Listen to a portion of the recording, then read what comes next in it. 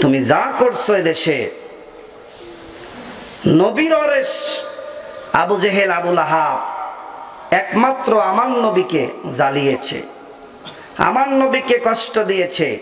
আর এই লেডি ফেরাউন এই দেশের হাজার হাজার ওলামায়ে কেরামের হাতে রশি বেঁধে, হ্যান্ডকাপ বেঁধে, পায়ে বেড়ি বেঁধে টানতে টানতে জেলখানার মধ্যে বন্দি করেছে।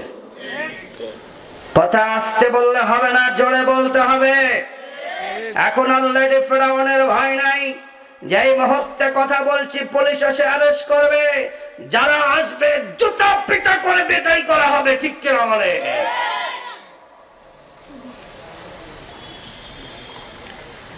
ওলামায়ে কেরাম যেই কথাগুলো বলে, এই সব কথা কার? আপনারা কি ভয় পাচ্ছেন? ভয় কি এখনো আছে? একটু মন খুলে বলেন কার? সব কথা কার? আল্লাহর কথা। আল্লাহর কথা বলতে যারা বাধা দিয়েছে, আপনারা বুকে হাত দিয়ে বলেন তো, তারা কি আসলে সুষ্ঠু মানুষ? বলেন না, তারা হচ্ছে জালেম, ঠিক কিনা বলেন? তারা জালেম। যারা আল্লাহর কথা বলতে বাধা দিয়েছে তারা 100% জালেম ছাড়া আর কিচ্ছু হতে পারে না, ঠিক কিনা বলেন? তবে ভাইয়েরা আমার, 13টা মাহফিল যদিও বন্ধ হয় অসুবিধা নাই।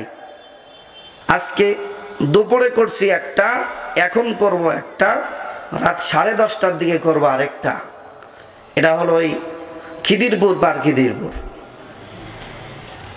দেখো, আলেমদেরকে বাধা দিয়েছ, কোরআনের তাফসির বন্ধ করেছ, কিন্তু মনে রেখো এই দিনই কিন্তু দিন নয়। আমরা অনেক বলতাম দিন কিন্তু আমাদেরও আসবে। ওই দিন দেখবা এদেশের ওলামায়ে কেরাম তাওহীদি জনতা আল্লাহর কোরআন নিয়ে মাঠে ময়দানে ঝাঁপিয়ে পড়বে, ঠিক কিনা বলে? সেই সময় এসেছে, আমরা ভয় পাব না। আল্লাহর কোরআন শুনবো মন খুলে, আল্লাহর কোরআন বলবো মন খুলে। কার কি হলো দেখার আগেও যেমন টাইম দেই নাই, এখনো কোনো টাইম নাই। তবে সত্য কথা বলি, এই কোরআনের কথা বলতে গিয়া একবার নয়, দুইবার নয়, 3বার জেলে গেছি। কয়বার? 3বার। মামলা ছিল 4টা, 3টা হয়েছে খালাস, এখনো একটা আছে। এই সব কিন্তু কোরআনের জন্য। এই মঞ্চ থেকে আমাদেরকে নামিয়ে দেওয়া হয়েছিল, মঞ্চ থেকে আমাদেরকে গ্রেফতার করে নিয়ে যাওয়া হয়েছিল। কি জন্য? আল্লাহর কথা বলার জন্য। এজন্য কিয়ামতের ময়দানে নবীজি এক শ্রেণীর মানুষের বিরুদ্ধে আল্লাহর দরবারে মামলা দায়ের করে দিবেন। যেই কিয়ামতের ময়দানে নবীজি সুপারিশ করে করে মানুষকে জান্নাতে নেবেন, অপরদিকে আর এক শ্রেণীর মানুষগুলোকে বিশ্ব নবী নিজে আল্লাহর দরবারে মামলা দায়ের করবে। আল্লাহ বলেন, ক্বালার রাসূলু ইয়া রাব্বি ইন্না কওমি ইত্তাখাযু হাযাল কুরআনা মাহজুরা। জোরে বলেন, আর জোরে বলেন আল্লাহু আকবার। আল্লাহ রাসূল সাল্লাল্লাহু আলাইহি সাল্লাম কিয়ামতের ময়দানে কেন মামলা দায়ের করবে? আল্লাহ রাব্বুল আলামিনের সামনে বলবে, আল্লাহ দুনিয়াতে আমি গেলাম, দুনিয়াতে দিন কায়েমের জন্য আমি মার খেয়েছি, দাঁত ভেঙেছি, তায়েফের জমিনে রক্ত ঝরিয়েছি। তুমি যেই কোরআন দিয়েছিলে এই কোরআনের রাজ আমি কায়েম করে দিয়েছিলাম। এরপরেও কিছু সংখ্যক আমার উম্মতেরা এই কোরআন থেকে মুখ ফিরিয়ে নিয়েছিল। এই কোরআন থেকে মুখ ফিরে নিয়ে যাওয়ার কারণে আজকে আমি তাদের বিরুদ্ধে তোমার দরবারে মামলা দিলাম। এই কোরআনের প্রচার করতে গিয়া যেহেতু আমি রক্ত দিয়েছি, আমি জেল জুলুম খেটেছি, আমার এই কোরআনের পক্ষে তারা আসে নাই। আজকে তোমার কাছে মামলা দিলাম, তুমি এদের বিচার যেভাবে করতে পারো করতে থাকো, আমার কোনো অসুবিধা না। কে মামলা করবেন? একটু বলেন মামলাটা করবেন কে? দুনিয়াতে মামলা করলে উকিল আছে, অ্যাডভোকেট আছে, জজ ব্যারিস্টার আছে, কিন্তু মনে রাখবেন কিয়ামতের ময়দানে কোনো জজ নাই, ব্যারিস্টার নাই, উকিল নাই, আছে নাকি? যিনি বিচারক থাকবেন তিনি হবেন কাহার, শক্ত করে বসে থাকবেন, রাগান্বিত ভাবে বসে থাকবেন।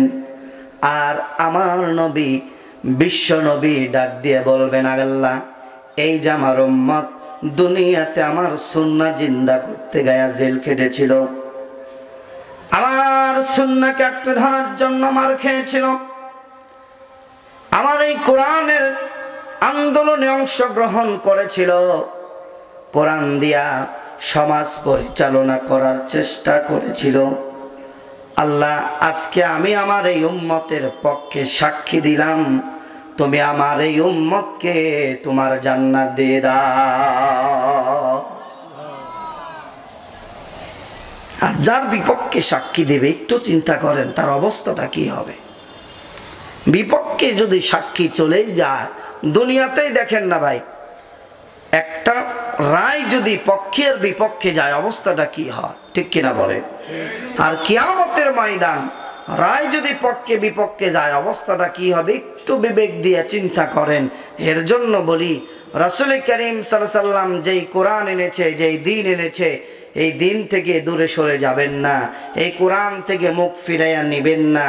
যদি কোরআন থেকে মুখ ফিরাইয়া নেন, দূরে সরে যান। ওয়াকালার রাসূল ইয়া রাব্বি ইন্না কওমি ইত্তাখাযু হাযাল কুরআনা মাহজুরা, মামলা যদি হয়ে যায় আর কিন্তু উপায় থাকবে না, ঠিক কিনা বলে? তবে কিয়ামতের ময়দানে তারা বড় বড় অফিসারের মতন ভাব করবে, যারা দুনিয়ার জমিনে আল্লাহর দ্বীন প্রতিষ্ঠার জন্য জীবন দিয়েছিল। কারণ হচ্ছে তাদের কোনো চিন্তা থাকবে না, টেনশন থাকবে না। আল্লাহ পাক বলছেন, ওয়ালা তাকুলু লিমান ইকতালু ফি সাবিলিল্লাহি আমওয়াত। আল্লাহু আকবার বলেন। কোরআন তেলাওয়াতের কথা শেষ হলে আল্লাহু আকবার জোরে করে বলতে হয়, কারণ এই কোরআনের মতো আশ্চর্য গ্রন্থ আর পৃথিবীতে নাই, ঠিক কিনা বলেন? আল্লাহ বলেন, যালিকাল কিতাবু লা রাইবা ফীহি হুদাল লিল মুত্তাকিন। আল্লাহ পাক বলছেন, এমন কিতাব দিলাম যেই কিতাবের মধ্যে কোনো ভুল নাই, সন্দেহ নাই, সন্দেহের অবকাশ মাত্র কোরআনে পাওয়া যাবে না। আর আল্লাহ বলছেন এই কোরআনটা হুদাল লিল মুত্তাকিন, যারা মুত্তাকি তাদের জন্য কোরআন হলো হেদায়েত, ঠিক কি না বলে? কিন্তু আমরা বিগত বছরে গেল 53 বছরে যাদেরকে পাইলাম তারা বুঝি সবাই ছিল একেবারে মুত্তাকি? বলেন, কথা বলেন, কথা বলেন। মুত্তাকি ছিল? তারা কি ইমানদার ছিল? বলতেও ভয় পায়। এক বাক্যে বলেন সব বেঈমান, ঠিক কিনা বলেন? এরা সব ছিল কোরআন বিরোধী, ইসলাম বিরোধী, ঠিক কিনা? দেখবেন মাদ্রাসা, এক মন্ত্রী বললেন ব্যাঙের ছাতার মতো মাদ্রাসা বেড়ে যাচ্ছে। মানে মাদ্রাসা বেড়ে গেলে তাদের মাথার মধ্যে ঘুরপাক খায়, এরা তো সব ইসলামে ওয়ালা হয়ে যাবে, তাহলে তো আমাদের 12টা বেজে যাবে, ঠিক কিনা বলে? কায়দা করে দীর্ঘ 17 বছর রাজত্ব করে গেছে, আর কি করে ইসলামের 12টা বাজিয়ে দেওয়া যায়, এই জাতিকে কি করে ইসলাম থেকে ধ্বংস করে দেওয়া যায়। এজন্য ক্লাস 1 থেকে 10 পর্যন্ত প্রত্যেকটা সেক্টরে ধর্মকে মাইনাস করে এই দেশের ওলামায়ে কেরাম গুলো যদি না থাকতো, এই দেশের মানুষ কুকুর আর ছাগলের মতন রাস্তাঘাটে পড়ে থাকতো, জানাজা দেওয়ার মানুষ পাওয়া যেত না, ঠিক কিনা বলে? তাদের চিন্তা ভাবনা ছিল এরকম যে মাদ্রাসা বন্ধ করে দাও, ধর্ম বন্ধ করে দাও, তাহলে মানুষ আর ধর্মের পক্ষে কথা বলবে না। এজন্য আমরা দেখেছি ধর্মগ্রন্থ থেকেও অনেক আয়াতকে বাদ দেওয়ার জন্যও পাইতারা করেছে ইন্ডিয়ার প্রেসক্রিপশনে, কিন্তু এদেশের ওলামায়ে কেরাম নামাজি মুসলমানের কারণে পারে নাই। ঠিক কিনা বলেন? আজও আমার দেশকে নিয়ে বিভিন্ন ভাবে ষড়যন্ত্র করছে আমার পার্শ্ববর্তী দেশ। কথা বলেন ঠিক কিনা? এই দেশে কয়েকদিন আগে আমার একজন লয়ারকে হত্যা করেছে ইসকন নামের সন্ত্রাসী। কথা বলেন ঠিক কিনা? আমরা বিলম্বে এই যারা সরকারে আছে এই সরকারদেরকে মিডিয়ার মাধ্যমে জানাতে চাই, আমার ওলামায়ে কেরাম 7 দিন আলটিমেটাম দিয়েছে হেফাজতের পক্ষ থেকে, জামাতের পক্ষ থেকে। 7 দিনের মধ্যে যদি ওই ইসকনকে নিষিদ্ধ করা না হয় এই দেশে এমন আগুন জ্বলবে, ইন্ডিয়া কেন বাংলাদেশের কোন সরকারের ক্ষমতায় আগুন নিভাতে পারে। কথা বলেন ঠিক কিনা? এই দেশে মুসলমান আমরা মনে হচ্ছে আমরাই সংখ্যালঘু।